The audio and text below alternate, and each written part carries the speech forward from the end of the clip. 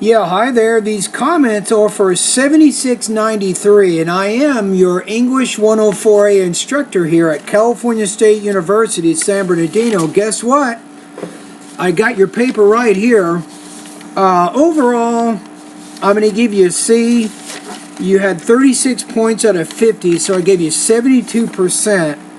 And the areas, you lost more points in Part 2 and Part 3 of our writing project. So let's talk about Part 2. So I like the argument you're trying to make, but you just did not successfully back it up with supporting evidence, either from the text or from the year 1995 or from Durst's background. So you're arguing that the overall theme is commercialism, right? In the paragraph, let me just go down a few sentences. You say the reality is most people are not used to a sudden change. They need time to adjust to it and accept it. But what does that have to do with commercialism? So really, nothing in that paragraph really supports the assertion that you're trying to make. Now, if you said, well, in Durst's cartoon, he's definitely making some anti-statements about commercialism because he mocks MTV and Box 2, right? And he also mocks Calvin Klein in Box 4.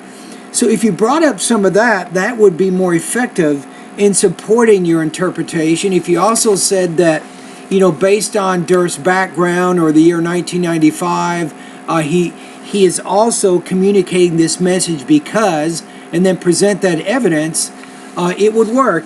And even when I look at this paragraph, notice this. I go to paragraph on page 2. It says, the overall theme I interpreted from this comic strip is commercialism, yet nothing in the paragraph supports that. Then when you go to the next paragraph, you say baby boomers are old people trying to relate to the younger generation but just fail on all attempts. But to me, that's just a fact. That's a statement. Remember, you're trying to make an argument. So in that paragraph, he says, well, in addition, Durst also is communicating this message of commercialism because, right? So you have to tie those paragraphs together and keep the purpose very coordinated, and that you are trying to argue an interpretation. So on that part of the assignment, I gave you 2 points out of 5. Very weak. What can I say? It's weak. Let's go to the last page. So you're getting into the third part of the assignment. Again, you really did not do very much in terms of showing how your theory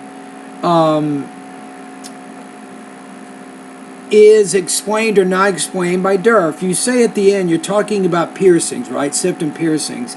You say Durst's theory is all about how a trend leads to commercialism. But that's not the question here. The question is, in this part of the assignment, is how Durst's ideas relate to the trend or fad that you followed.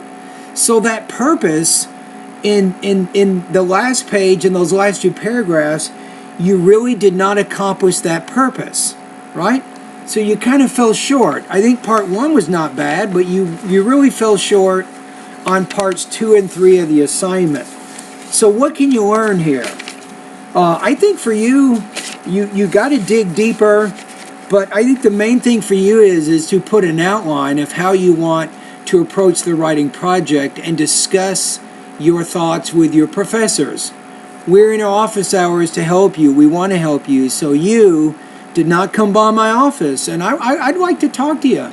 As you're working on our final 30-point paper, remember, as you're working on that 30-point paper, why not do an outline and then come by and talk to me? We can work on it. I can give you some tips. You can go home, start writing the paper. You can come by and talk to me again.